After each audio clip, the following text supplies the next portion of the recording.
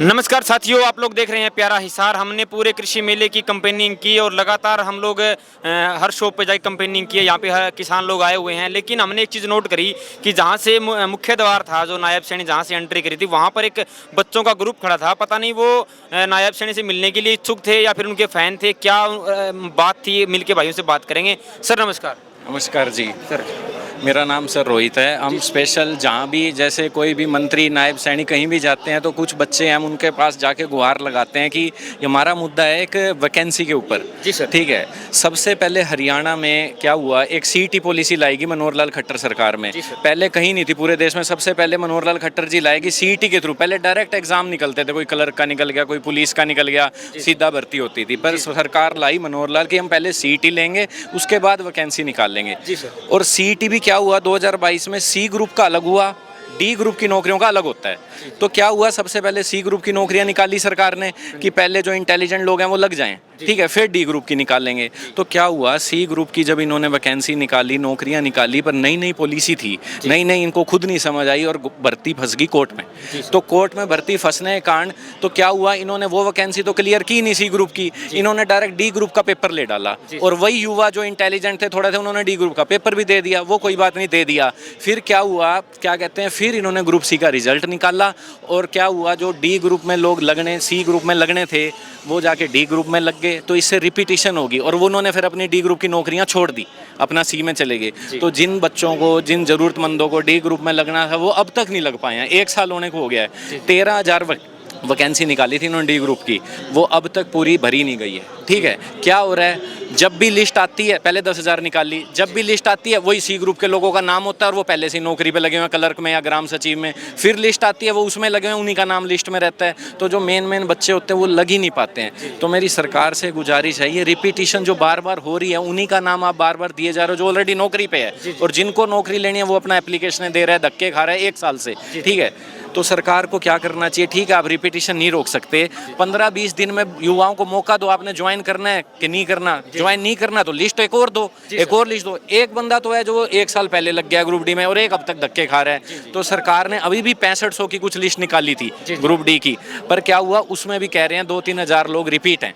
तो मैं चाहता हूँ ये जो युवा धक्के खा रहे हैं, बार बार सरकारों के पास जा रहे हैं, हम सरकार के खिलाफ नहीं है, बहुत अच्छी सरकार है। पिछली सरकार थी मनोहर लाल, पॉलिसी में खामियां थी, सरकार ने तो बहुत अच्छा काम करके लिस्ट पे लिस्ट निकाल रही है। तो ये जो 2-3-4 हज़ार जो भी लिस्ट खाली है, इसे फिर से भरें ताकि ये बच्चे परेशान ना हो। ठीक है, बस यही मेरी इनसे गुजारिश है। और इसी नाम की हम एप्लीकेशन देने आए हैं नायब सैनिक को यहाँ कृषि मेला में। जी हाँ जी।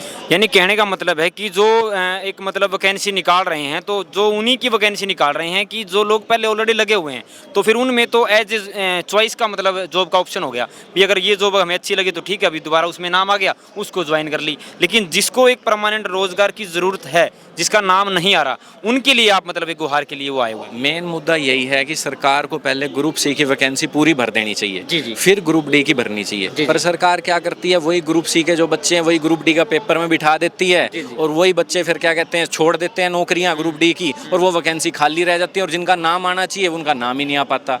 ये है मेन मुद्दा। हाँ, ये मेन मुद्दा है जी। अब इनको चाहिए 3-4 हज़ार की जो भी लिस्ट खाली है, हमें तो पता नहीं है डाटा क्या है, वो लिस्ट दोबारा निकाले और इन युवाओं को नौकरी दे फटाफट, जो जरूरतमंद है। जो जिनको चाहिए नहीं वो अपना घर बैठे हैं और जिनको चाहिए वो धक्के खा रहे हैं। ठीक है। तो इनकी यही मुद्दा था हमारा। भाई सभी युवाओं का यही कहना है कि नौकरी का एक इनका मोटिव है कि अगर आप लोग मेरी वीडियो जहां तक भी देख रहे हैं, एक वीडियो को ज़्यादा शेयर कीजिए ताकि ये वीडियो हमारे जो मुख्यमंत्री नायब सिंह सैनी जी है उन तक पहुँचे और इन बच्चों की गुहार सुने। एक छोटा सा रिव्यू इस बच्चे का लेना चाहेंगे। हाँ सर बोलिए। सर नमस्कार सभी दर्शकों का।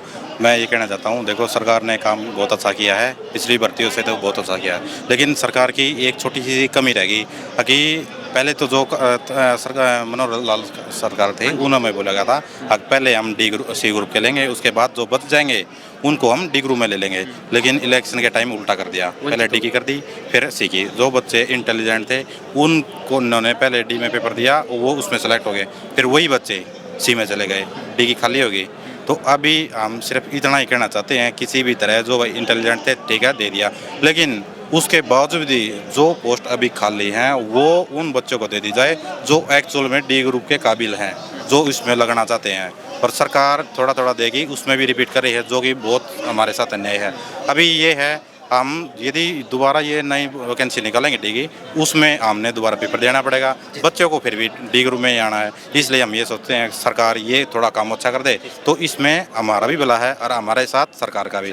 हमने जिस तरीके से सरकार का सहयोग किया था, सरकार को भी पता है कि युवा कितना सहयोग करा है। अभी सरकार यदि गलत करेगी ना तो सरकार को भी आगे इस पे संज्ञान लेना पड़ेगा। जी सर, धन्यवाद। इसलिए मैं कहता हूँ सरकार हमारे साथ अच्छा करेगी तो हम भी सरकार का अच्छा करेंगे।